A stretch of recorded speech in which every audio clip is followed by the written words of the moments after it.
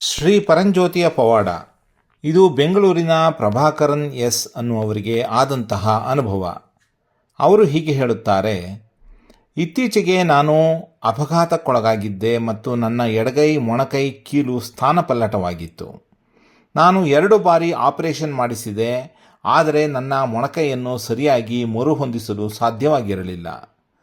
ಒಮ್ಮೆ ಆಕಸ್ಮಿಕವಾಗಿ ನಾನು ಒಬ್ಬ ಭಕ್ತರನ್ನು ಭೇಟಿಯಾಗಿದ್ದೆ ಮತ್ತು ಅವರು ನನಗೆ ಶ್ರೀ ಪರಂಜ್ಯೋತಿಯ ಬಗ್ಗೆ ಹೇಳಿದರು ಮತ್ತು ನನ್ನನ್ನು ಅವರಲ್ಲಿ ಪ್ರಾರ್ಥಿಸಿಕೊಳ್ಳುವಂತೆ ಹೇಳಿದರು.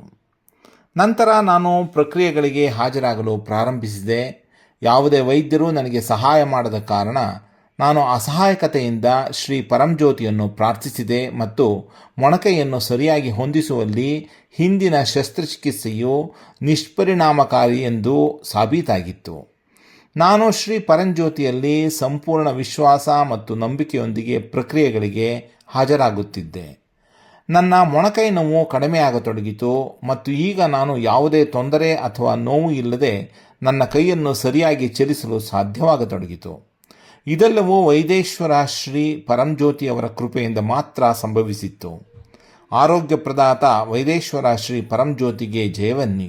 ಶ್ರೀ ಪರಂಜ್ಯೋತಿ ನಿಮಗೆ ಅಪಾರವಾದ ಧನ್ಯವಾದಗಳು.